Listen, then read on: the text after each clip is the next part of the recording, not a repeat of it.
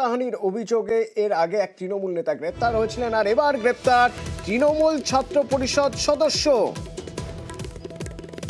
সুবীর প্রতিনিধি আমার সঙ্গে রয়েছেন। সুবীর, কিভাবে কি যোগাযোগ রয়েছে বা এই ঘটনার সঙ্গে কিভাবে জড়িত তৃণমূল ছাত্র পরিষদ সদস্য বলে মনে করছে পুলিশ? দেখো, 23শে ডিসেম্বর পানিহাটি উৎসবে এই ঘটনার সূত্রপাত হয় এবং কোনো একটি কারণে মহিলা পুলিশ কর্মীর সাথে কিন্তু বচসায় জড়িয়ে পড়ে ওখানকার যারা সদস্য ছিলেন তারা, এবং সেই সময় খড়দহ থানার একজন সাব ইন্সপেক্টর সেখানে আসেন এবং সেই সাব ইন্সপেক্টরের সাথেও কিন্তু ধাক্কাধাক্কি হয় বলে আমরা জানতে পেরেছি। এবং এই ঘটনায় কিন্তু সেই মহিলা পুলিশ কর্মী কিন্তু খড়দহ থানায় লিখিত অভিযোগ দায়ের করে এবং সেই অভিযোগের ভিত্তিতে কিন্তু গত পরশুদিন যুব তৃণমূল নেতা দীপ মজুমদারকে গ্রেপ্তার করে খড়দহ থানার পুলিশ এবং তাকে জিজ্ঞাসাবাদ করে আরো বেশ কিছু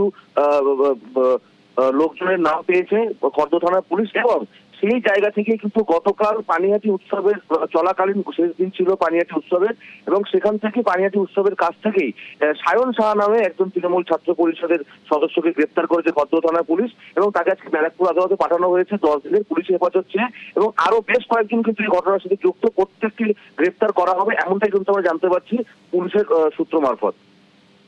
ধন্যবাদ।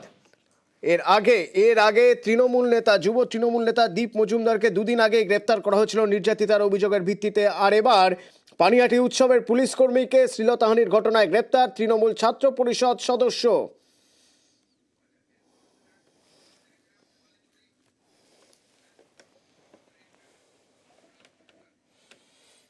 আমরা দেখিয়েছিলাম কোলাঘাটের রূপনারায়ণ থেকে কিভাবে অবাধে